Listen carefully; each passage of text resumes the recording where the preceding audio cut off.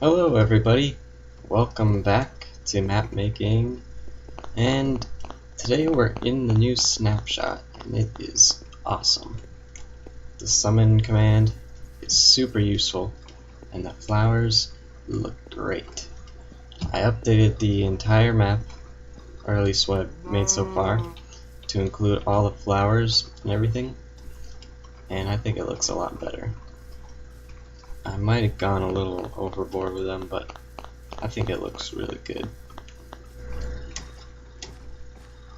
Also, another thing I changed is I added power 1 to this bow, and I did that because I realized, well, you'll see in a minute, but it was really underpowered without power 1.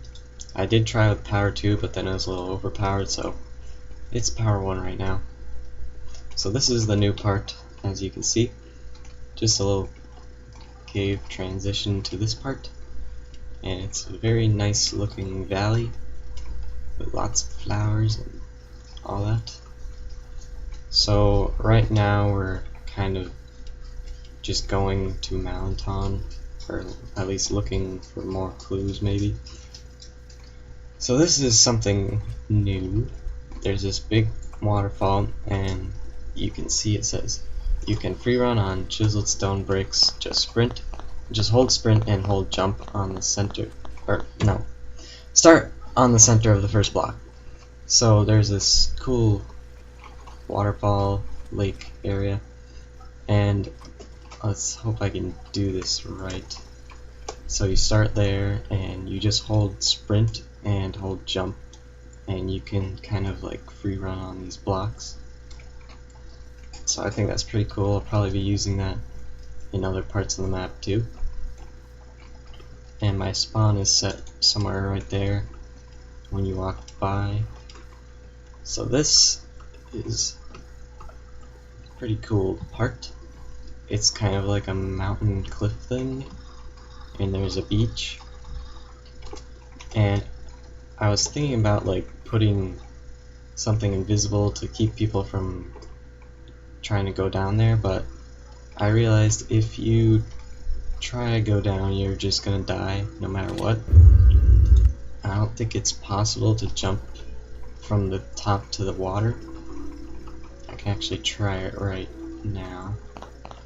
I seemed to get pretty close that last time. I don't think it's possible. No. I love the falling animation. It's pretty cool. I think it looks really cool on like blocks that don't have a solid texture, like glass and leaves and spawners. It looks pretty cool on all those. So anyway, you come up here. There's a huge, like, when I was terraforming this, I went in MC Edit and made like a huge block of stone that goes for like 1,000 blocks or more. And this is only like a fifth of that. This part that I've already made, so it's going to be a very long journey to get to Malonton. So here you can see there's this tunnel that goes to the next part, but first I'm going to show you something. Set my spawn point. So it looks like you can jump to the water from here, but if you do, you go splat. And that's just because of invisible chests. So anyway, you come through here, and this is where things get really cool. So it gets darker, and it says, looks like a Malontonian camp, let's give them a taste of their own medicine. Raid the camp and rid it of all enemies. Hint, you can steal a horse to give yourself an advantage. Remember to circle around your enemies, do not run directly into them. So this is right here. You'll probably come down, see this chest, and when you open it, you get your stone sword switched with an iron sword, which has plus 10 attack damage, as opposed to a normal iron sword which has +6. So I think it's double what the stone sword is. So it's really powerful, and that's because this camp has lots of bad dudes in it. So you just go through, kill them all.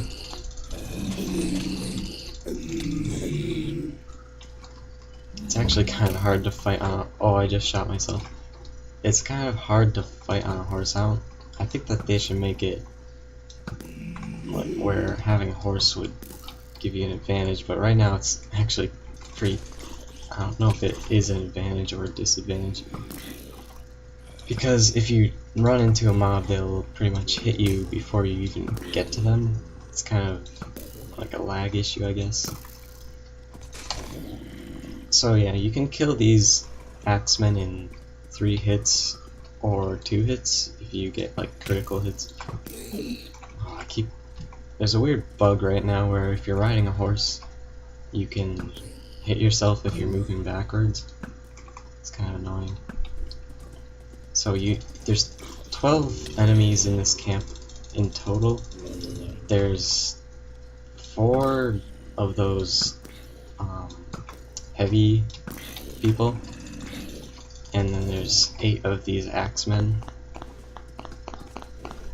So once you don't have to kill them all. You only have to kill 10 of them to advance to the next area. Oh, I'm gonna die. Okay, so I must have killed 10 of them because the exit has opened. So there's probably 2 more left in the camp. Let's see if we can find them. Yeah, I don't know where they are. They could have burned in the fire. That's why I made it so you only have to kill 10 instead of 12. Because, like, if they go in the fire and you don't get the kill, then it won't count. Oh, here's one. If they go into a flower, they won't be able to see you. And if you go into a flower, they won't be able to see you. They won't be able to see you. So that's a pretty cool trick too. You can kind of like sneak around in the flowers and they won't see you. So anyway, this door was not here. That opens up and that will go to the next area, which I haven't done yet. Ooh.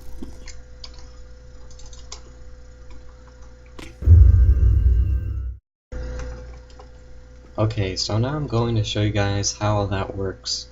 For the most part, it's just simple spawners spawning items, which set your spawn and give you hints and everything. But I'm going to focus on the last part because that's a little more complicated and different from all the rest. So the first thing I did is, this is the stone sword system, you might remember. It detects if your stone sword has a low durability and gives you a new one. Well, this is the same thing but for iron swords. So if your iron sword has a low durability, it'll clear you and it'll give you this new one which has the attribute of +10 attack damage. Shouldn't have done that, but that's okay because this is just a copy of the map. So anyway, I will show you now what the little end part is like. So this is the Malonton camp,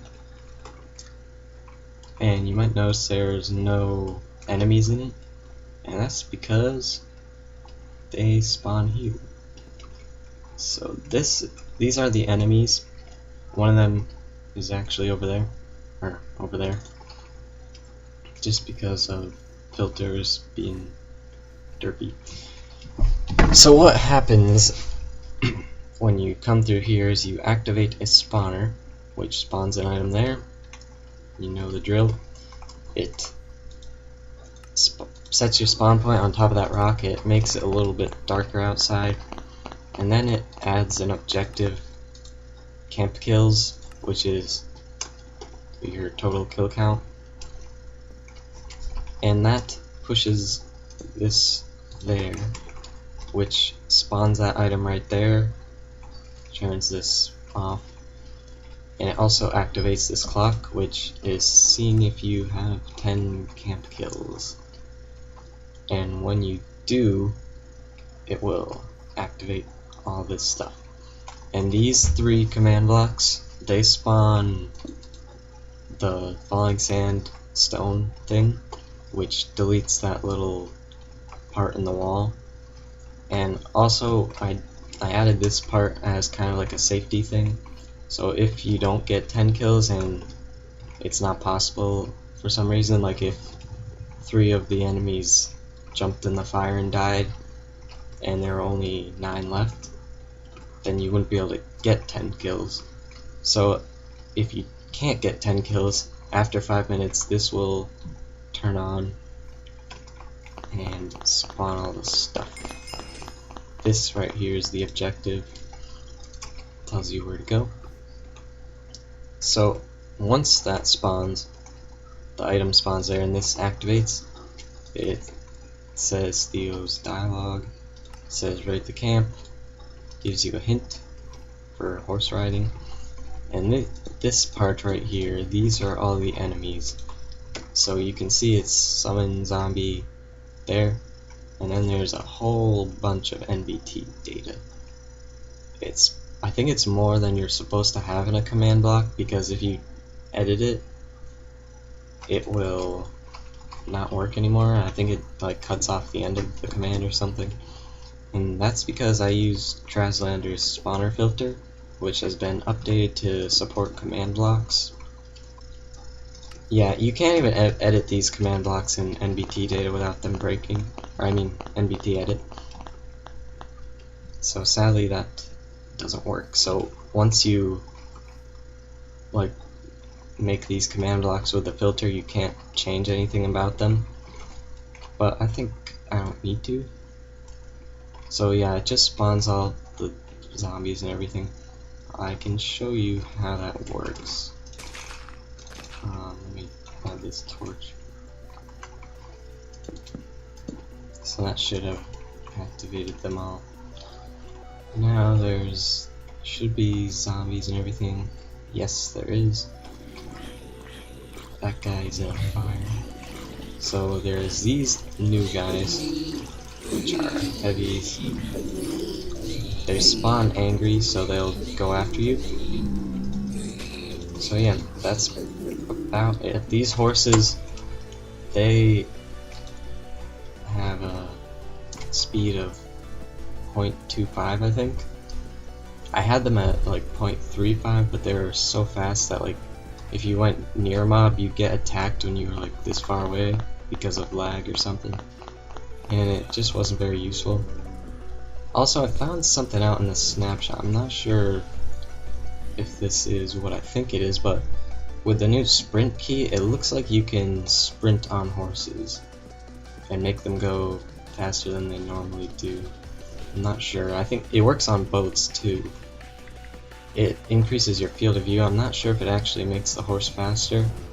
It definitely feels like it, but I'm not sure. Anyway, so yeah, that spawns those stone blocks. It pretty much deletes this 3x3 area. They fall into the slab, and then you can continue. And I'll probably make something after this where you can't get a horse through or something, because I don't know, some people might take their horse with them, or some people might leave it here. Not sure. If you have any ideas, you can always tell me. But I think that I'll probably make it so you can't take the horse with you. So yeah, I think that's pretty much everything. I can also review some of the other redstone, but it's not that interesting other than this part and that part. Also, for the free running part, these blocks are just spaced in the right, I don't know, they're just spaced just the right way that you can hold sprint and jump to get across. And for that hint that you see right there, that's hidden behind this lilac. just spawns an item right there. Set your spawn point, gives you the hint. And that's pretty much it for that. And I think that's pretty much everything that I've completed this episode. Also, this waterfall looks a bit strange because there's iron doors here, like invisible ones. So you can't, at least I don't think it's possible right now to get over here if you swim up the waterfall for some reason. And I don't think it's possible. I think I blocked everything. Also, I'm thinking about maybe doing a public beta test of this map. Not quite sure. Maybe for like a special subscriber thing I'll release it and some of you can test it out. I would like to see what other people, how other people react to this, because of course I made it so I know what to do, and I don't know if it would be like some things wouldn't occur to people that didn't make the map. So I might do a public beta test, I'm not quite sure right now. Maybe for like 500 subscribers or something like that, maybe 400. I'm actually getting really close to 400 and I want to thank you guys for that. And also some other people have been kind of sending people my way, so thanks to them for doing that. And thank you all for watching. I'll see you guys in the next video.